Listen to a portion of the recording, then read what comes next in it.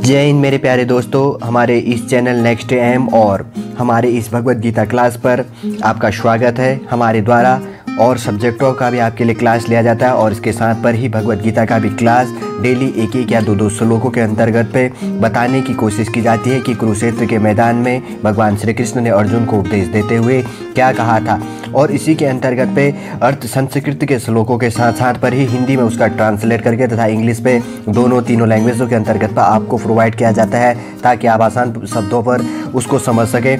आज के इस भगवत गीता के अध्याय फर्स्ट के अंतर्गत पे श्लोक नंबर 10 और 11वें श्लोक के अंतर्गत पे जानेंगे।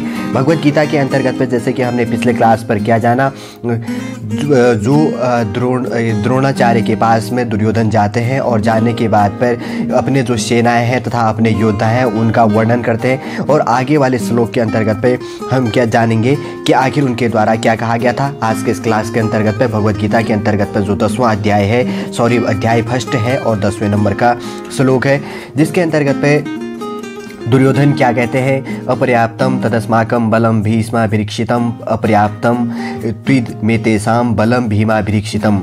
उनके कहने का अर्थ है भीष्म पितामह द्वारा रक्षित हमारी वह सेना। अब वह भीष्म पितामह जी के क्या करते, तारीफ़ें करते और अपनी सेना को और वहाँ पर उपस्थित द्रोणाचार्य जी आदि जो भी लोग थे उनको बताते हैं कि अपर्याप्तम तदस्माकं बलम भीष्माभिरक्षितम अपर्याप्तम त्विद तेषां बलम भीमाभिरक्षितम। भीष्म पितामह द्वारा रक्षित हमारी वह सेना सब प्रकार से क्या है, अजय है, और भीम द्वारा रक्षित इन लोगों की यह सेना जीतने में सुगम है। वो कहते हैं कि जो भीष्म पितामह है उनके द्वारा ही हमारी सेना सुरक्षित है और भीष्म पितामह जी द्वारा रक्षित इन लोग जो रक्षा की गई है इसी के कारण ही क्या है, हमारी सेना है जीतने योग्य है। अब भगवत गीता के जो आगे का अध्याय है, ये अध्याय फर्स्ट के अंतर्गत पे 11वें नंबर का श्लोक है। इसके अंतर्गत पर वापस दुर्योधन क्या कहते हैं अपने गुरु द्रोणाचार्य से, अयनेषु च सर्वेषु यथा भागम वस्थिताः भीष्ममेवाभिरक्षतु भवतः सर्व एव ही। वो कहते हैं इसलिए सब मोर्चों पर। अब वो क्या कहते हैं कि जो सेना है, से पहले तो सेनाओं के बारे में, सेनाओं को भीष्म पितामह के बारे में बताते हैं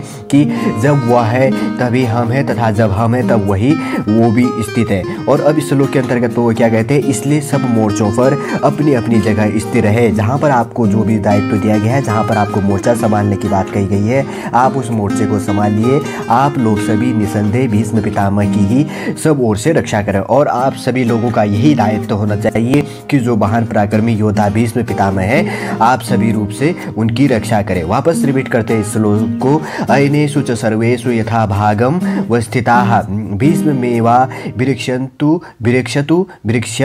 भवतः सर्व एव ही। इसलिए सब मोर्चों पर अपनी अपनी जगह स्थिर रहते हुए आप लोग सभी निसंदेह भीष्म पितामह की ही सब ओर से रक्षा करें। अब आगे वाले श्लोक के अंतर्गत में हम जानेंगे कि आखिर अब कौन क्या कहता है और द्रोणाचार्य बोलते हैं या वापस दुर्योधन किस रूप से यहाँ पर अपना उल्लेख प्रस्तुत करते हैं।